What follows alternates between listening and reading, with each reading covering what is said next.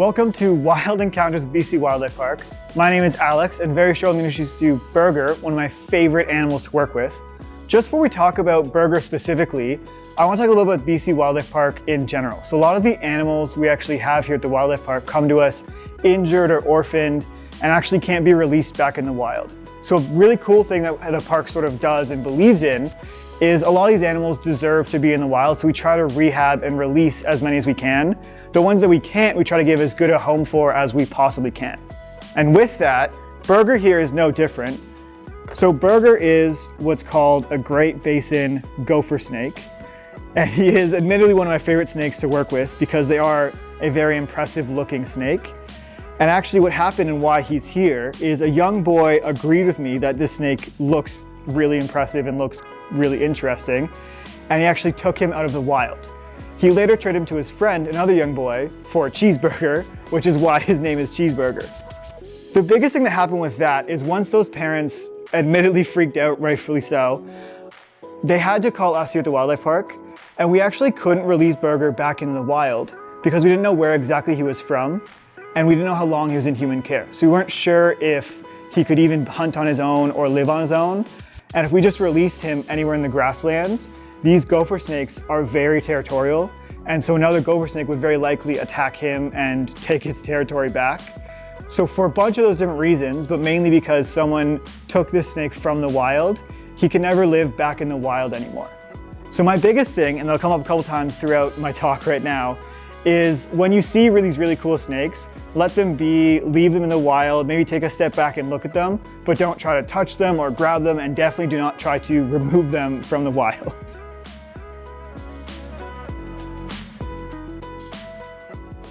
So these snakes don't eat gophers, despite the name. That's actually what a lot of people sort of jump to. Gophers are a little bit too big for this size of snake, but one of the reasons they have that name, or the theory is why they have that name, is because they'll actually burrow after other small mammals. They'll actually go through those sort of mice tunnels or vole tunnels in search of their prey.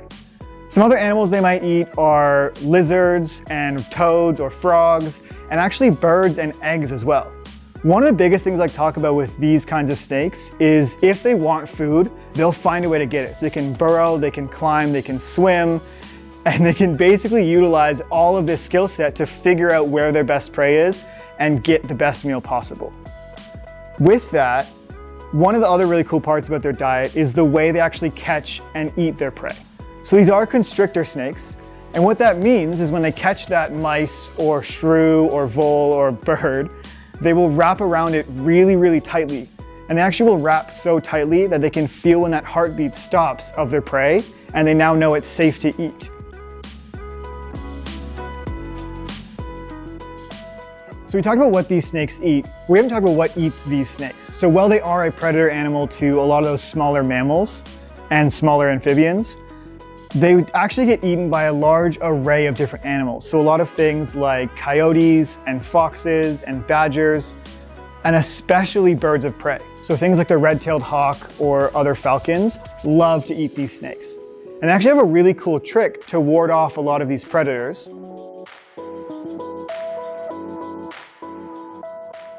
So these snakes actually live in a very similar environment and habitat to a much more dangerous and well-known snake, the rattlesnake. And they actually use this to their advantage to scare off predators and even some people as well.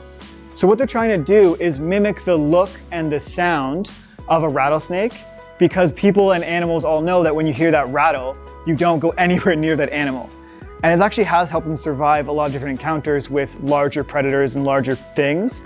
And they're actually so good at mimicking rattlesnakes, a lot of people will see gopher snakes and they'll think it's a rattlesnake and will often kill it.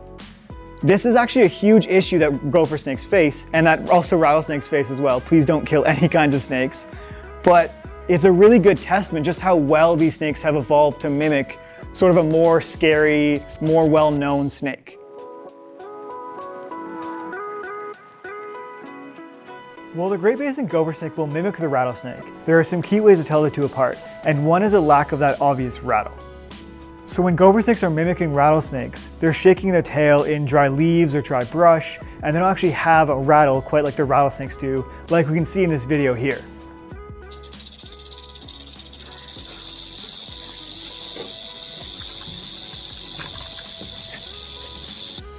Another way to tell these two apart is if you get a chance to look at some of the body details. The face of a gopher snake has this characteristic black mask that runs across where the eyes and mouth are, and their head is typically a lot more narrow as well.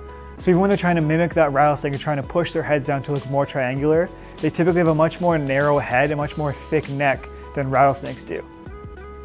The actual body shape is also different. So you can see a picture on now about how the rattlesnake has a much thicker body than the gopher snake, and the gopher snake has a much more thin body all along, and it's typically also a little bit longer as well. There's actually another snake the gopher snake is often confused with called the bull snake, and we see a picture of it now. And you can see, again, it has similar colorations, even a similar pattern, because they're actually both part of that gopher snake family. The big difference I wanted to highlight here is that we actually don't have bull snakes in BC. So any bull snakes we see in BC aren't actually gopher snakes, but if you live in Alberta, you're probably seeing bull snakes and not gopher snakes. So you can see both their sort of distribution maps on screen now, and the biggest thing that splits these two snakes that are actually part of the same gopher snake family is the Rockies. So while they live in similar habitats and similar environments, because they live in such different places, they're actually different subspecies, with that Rocky Mountain creating the biggest divide between the two.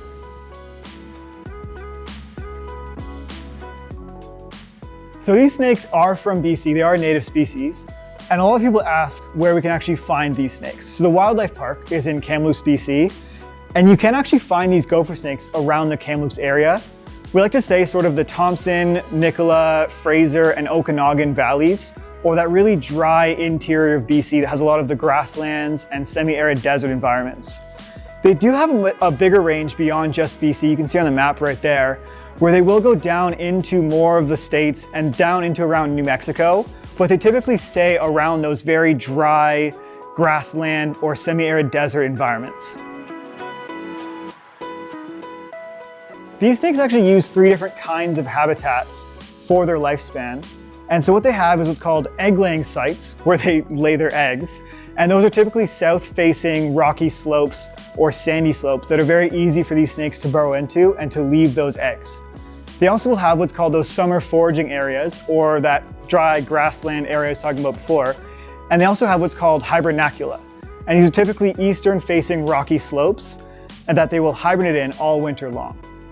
A lot of snakes, like all reptiles in BC, have to hibernate. And so what they'll actually do is they'll go out in search of a good area that has enough humidity to maintain the moisture and maintain a good temperature all winter long. And that's typically these sort of rocky slopes that are very easy to dig into for lots of different kinds of snakes. So big hibernacula, like this picture showing right now, is actually a lot of different snakes all sort of buried together or burrowed together into the side of that rock face. And typically they're trying to find a place that has a lot of humidity and a lot of moisture so they don't sort of get too cold or too dry during those winter months.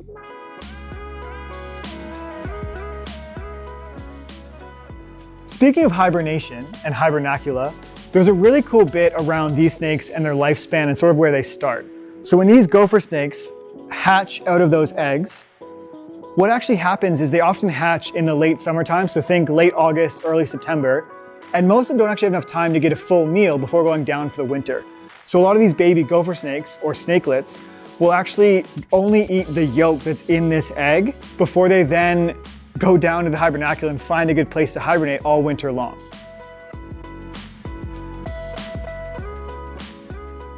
So this next bit is something that I like to show guests a lot when they come visit us here at the park.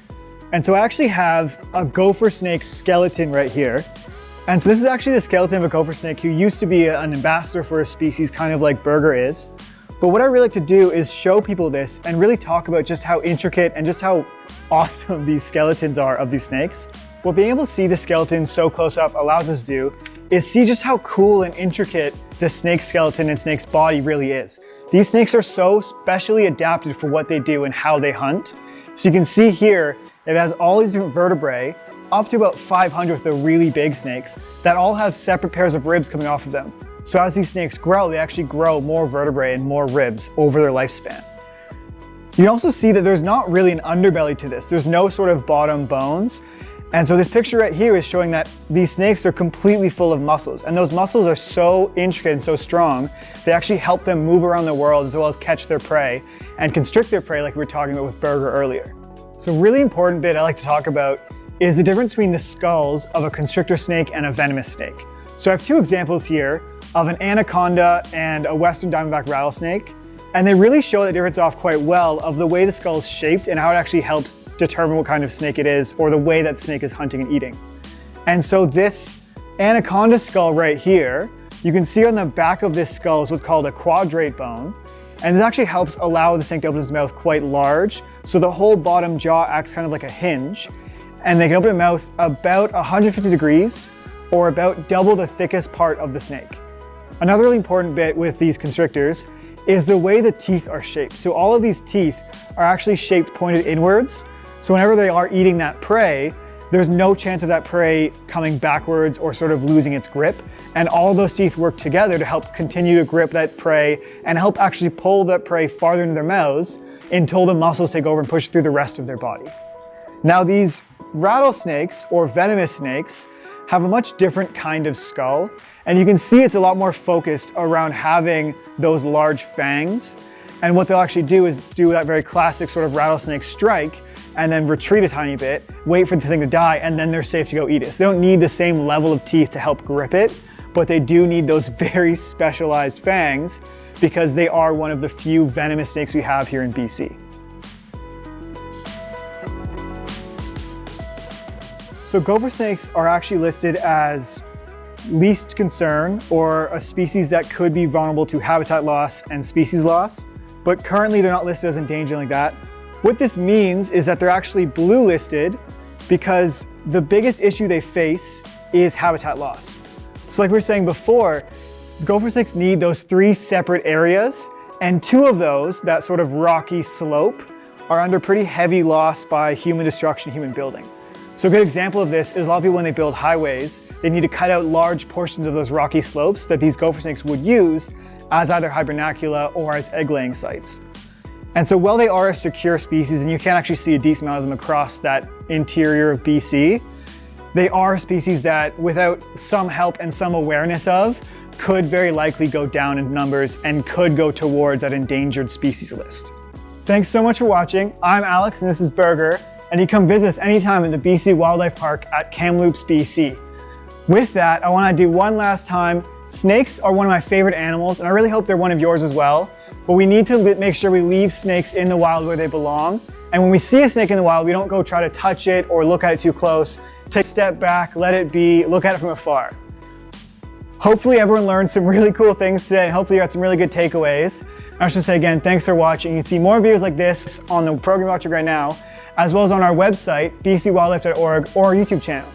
Thank you so much for watching. Hope to see you soon.